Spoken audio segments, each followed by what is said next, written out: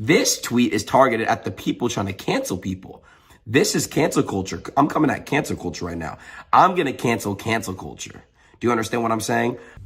So as you can see, we have an unlikely culture warrior, I guess you could say, in 22-year-old Adin Ross. And so for those that don't know, Adin Ross has been known as a Twitch streamer for, I guess, the past few years now. I saw a video that he just tweeted out, I guess, a couple days ago that was showing him back in 2019 starting off as a Twitch streamer, saying what he was going to do and then going out and doing it. So you have to respect that in terms of saying he was going to become a successful streamer, and he did it. So, and I mean, in not very long, like, would it take him like a year, something like that, year or two?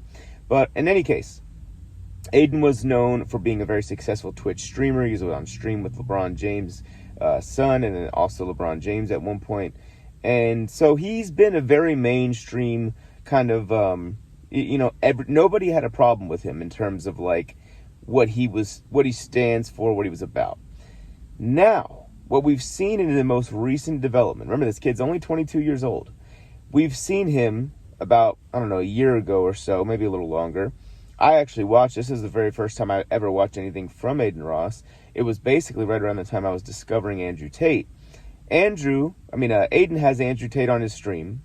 They do a stream, and Andrew, for the vast majority of the stream, it was a fun, just messing with Adin kind of conversation. But if you watch that, and I'm talking about their first stream ever, the last like 30, 40 minutes, Andrew really got serious and was pushing, I don't know, maybe he saw something in Adin, but he was really pushing Adin in a way where I think Adin responded really well to, and I think that it has really left an impression on Adin, so much so that now they've had 4 or 5 streams together. Adin has had Andrew on his platform multiple times, and he had him on right after he got canceled, by example. And Adin even went over to Dubai, I think, to visit with Andrew in person. But he had him on, and Adin agreed to change his lifestyle essentially completely to becoming a kid with basically the only discipline he had was discipline to stream on Twitch, whereas his diet and his lifestyle and things of that nature, is, exercising and all that, wasn't really happening. He was basically, I think Andrew called him Pudgy Adin. Well, starting in 2023, and to my knowledge, even still to this day, Adin, and it's not been that long, but still, it's been, a month and a half, 2 months now, Adin has vowed, he shaved his head, and that was kind of like a viral thing that happened, showing that he was, it was, to Adin, I think it was more symbolic that he was going to make himself a new man, and when as his hair grew back, he was going to transform his body along with it, is basically the way I understood Adin, coming around with that. But essentially, Adin has now been working out every day. He has been, for the most part, alcohol-free, and he has been celibate as well. So, imagine being a 22-year-old kid with a gigantic social media following that could basically be messing with a new chick every single day just because of his status in life. And imagine being celibate, deliberately celibate, because you want to better yourself. That's commendable to me. And so recently, Twitch has permanently banned him. Apparently, there's some speculation as to why that actually was. I don't really care. I think it's pretty obvious, and Adin even said this much himself. If he was a blue-haired, fingernail painting boy-girl, would Twitch have done it? No, they would not have. It's almost certain that they would not have banned him in that scenario. But anyways, Adin gets banned from Twitch. He's starting on this new, I guess it's a new going to be app called Kick. He's going to be streaming there instead. But Adin then comes out and tweets, as you just saw, the whole there are only 2 genders thing. And it's hilarious because Adin even mentions this in that video.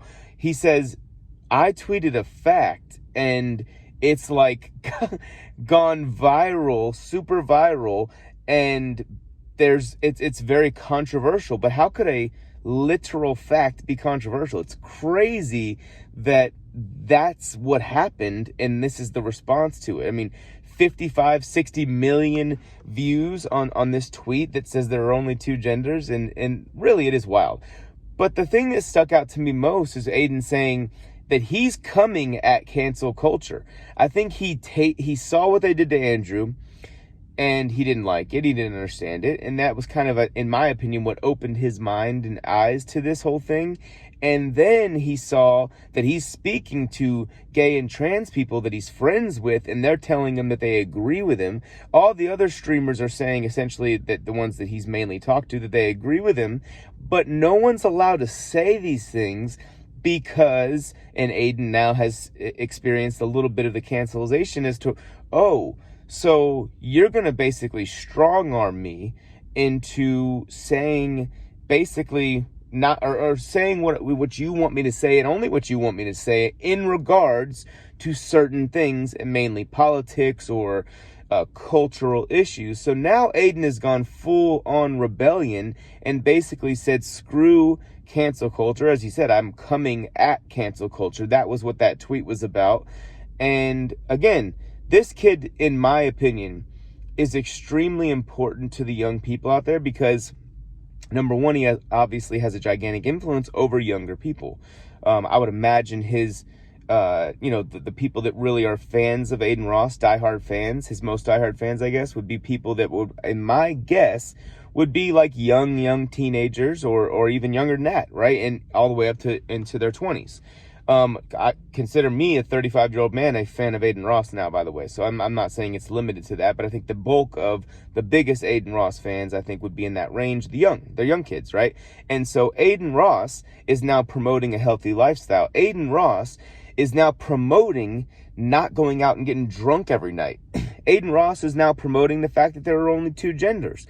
Adin Ross is the unlikely cancel culture warrior that we didn't know we would get, but that we most certainly need. And he has my respect. I really do appreciate him for this. I understand it'd be a whole lot easier for Adin to avoid anything controversial and just, sit back and collect his paycheck in the way that, I hate to say this, but in the way that Joe Rogan has kind of chosen to do as of late. Joe Rogan was always a culture warrior without intending on going to battle. It was just kind of like his speaking his mind. But I think Joe has now bit his tongue as of late, mostly. He said some really awesome things still, and I love Joe Rogan. I'm not taking a shot at him. But Adin Ross, to me, is someone that deserves respect because, again, he's got a gigantic influence on the youth of today, more so than anyone I can think of right now, to be honest, at least that's willing to dip their toe into this kind of controversial waters. And he is someone that is to me, a positive influence. I just dropped my son off at school, and I was telling my son about Adin Ross. My son's 7 years old. I was explaining to my son, I like to have these weird conversations with him about kind of what's going on. And I explained to him that there was a social media platform that banned this guy because he was telling people to get their lives in order, to not be, to not accept being pudgy Adin, and to try and better yourself and things like that. And, I think that, to me, that's important for young people. That's why I tell my son stuff like that. And I'm happy that Adin Ross, I'm excited to see where he goes from here, but I'm happy to see that he is on board with being a real positive influence. And as I said, happy to have